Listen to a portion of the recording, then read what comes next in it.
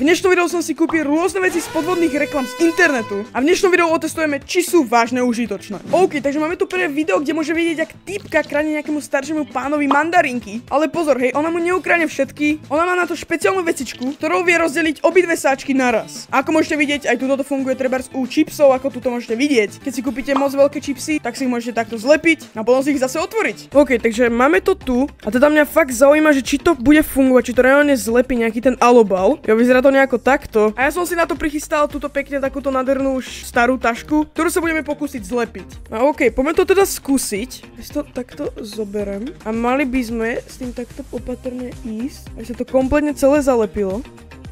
OK, niečo sa tam urobilo. Ono sa to vážne zlepilo. OK, môžete vidieť, keď ju takto môžem otvárať, tak sa to reálne zlepilo, čo je celkom dosť cool, ale reálne to funguje. Takže tomuto produktu dám takých 7 bodov z 10. Vždycky ste mali problém so špinavými topánkami, tak ja vám predstavujem nový produkt, čo je guma na topánky. Hej, ako môžete vidieť, týpek normálne zobral topánku a vygumujem ju a majú to takto nádhernú čistú. Toto máte rýchlo za 3 sekundy. OK, a ja mám teda dvoje topánky, čo toto sú Jordan 1 Taxi High, ktoré furt nosím. A toto sú moje staršie topánky, nejaké Dunky Low. Ale ako môžete vidieť, tieto sú celkom čisté, pretože ich už vôbec nenosím a trošku som si ich ako keby umýl. Ale tuto môžete vidieť tuto na tejto dolnej vrstve. Tu je celkom do špiny, hlavne aj tuto. No a na to presne tu máme túto gumu, ktorú ideme teraz otestovať. Ma fakt zaujíma, že či to bude fungovať, lebo akože guma na topánky. Vyzerá to teda nejako takto, je to proste klasická guma, ktorú si berete do školy. Zobrať tú topánku a takto ju ako keby vygumovať. Ale počkaj, to reálne začína fungovať. To sa reálne čistí, počkaj, tuto máme nejakú špinavejšiu časť, ale hneď je čistejšia. What? Počkaj, to reálne funguje? Počkaj, tak musíme skúsiť podrážku tejto strany. Ale vážne to funguje, pozrite sa. Vidíte ten rozdiel? Tuto je úplná špina, tuto je to úplne toto. To bez srandy vážne funguje. Ale asi to funguje tak, že vlastne vy keď gumujete, tak vy nezoberete len tú špinu, ale zoberete proste aj rovno tú vrstvu tej topánky. Takže nedoporučujem vám to úplne brať, pretože keby ste to gumovali takto furt, tak už by som tú farbu nemal, hej, preto som to skúšal len na toto biele. Ale na biele topánky je to vážne, že super. Ale tiež môžeme skúsiť ešte tú zadnú časť. Takže tomuto produktu dám tak 5 bodov z 10, pretože funguje, ale bohužiaľ iba na biele topánky. Teraz tu máme nejakú velice scam vecičku, hej. Toto video sa nazýva scam reklamy, teda scam produkty. Teraz tu máme takúto moonball, ktorú takto on hodí, ale keď sa pozrite na to video podrobnejšie, ale jak môžete vidieť, pozrite sa na tých ľudí, on to hodí a jakmile sa tá lopta vracia ku nemu, tak tí ľudia idú naspäť. Čo to akože je toto, chápete to? Kámo, prečo si to potom kúpil reálne? OK, teda máme tu už tú loptu. Je to teda takáto modrá, hej. Ale je to teda taký gumový materiál proste. Takže reálne by to možno aj mohlo fungovať. Takže poďme to rýchlo otestovať. OK, takže mám tu tú loptu. Ideme to teda skúsiť hodiť. Snad sa mi to dostane naspäť do ruky, lebo na tom videu sa to dostalo, keď to bolo reverznuté. Ja verím, že to pôjde. Takže počkaj, hodíme to niekde tu. Mám tam aj druhú kameru, takže 3, 2, 1, teraz. Kámo, to čo bolo? Hej, to bol jaký fake? Počkaj, ja to skúsim hodiť ešte raz. Dobre, opravný pokus. Vážne to musí fungovať.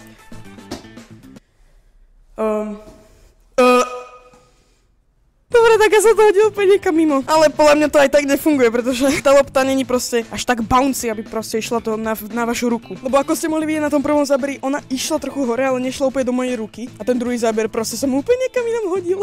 Dávam takých 5 bodov z 10, lebo nešlo to úplne do ruky. OK, toto je skôr na cvičenie, hej. Máte tu proste takéto gripy, ktoré si takto dáte okolo ruky a budete robiť proste tento pohyb a malo by vám to proste ukázať nejaké žily alebo niečo. Tak som to kúpil tiež, môžeme to skúsiť otestovať, jak to teda bude fungovať. Dobre, takže ďalej tu teda máme takúto tú cvičacú večicku na ruky. Malo by to byť, že si proste vylepšíte žily alebo niečo. Máte proste s tým robiť toto, takže zaujímavé, že jak to teda bude. Dobre, tuto máme túto vec, to si dáme okolo ruky. OK, ja si to idem dať rýchlo na ruku. OK, takže mám to teda na ruke. No a teraz stačí proste robiť len toto. Hej, je to proste tak, dá sa povedať na cvičenie. Ja si myslím, že celkom v pohode. Takže dal by som tomuto produktu tak možno 6 bodov z 10. Nie je to také zlé. OK, teraz sa vám priznám, toto není nejaký produkt, ktorý proste extrémne využijete. Len si to proste chcel kúpiť, pretože všade na TikToku, Instagrame, na YouTube mi to vyskakovalo. Kde týpek normálne do takejto fólie dáva rôzne veci, ako treba z autička, alebo nejaké takéto spreje a potom normálne si ich normálne vystaví, hej. OK, no takže máme to tu a toto teda akože není úplne nejaká dôležitá vec, jak som hovoril, je to proste len na to, že som to chcel skúsiť, lebo všetci hovoria, že to vraj veľmi dobre funguje a že to je cool. A sem dobrostred by sme ideálne mali niečo dať, takže ja, jak sme mali už tú gumu, rozmýšľam, že by som ju tam mohol skúsiť takto tu fitnúť. Aj keď počkaj, ona je moc veľká na to.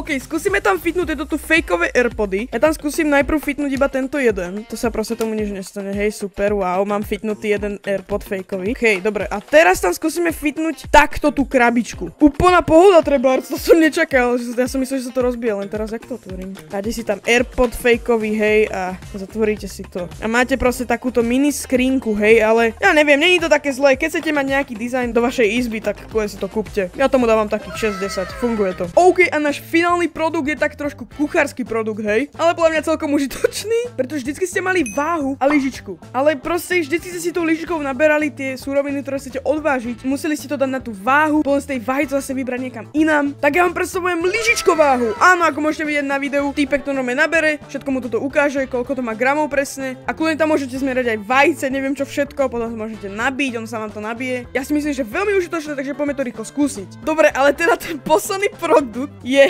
toto.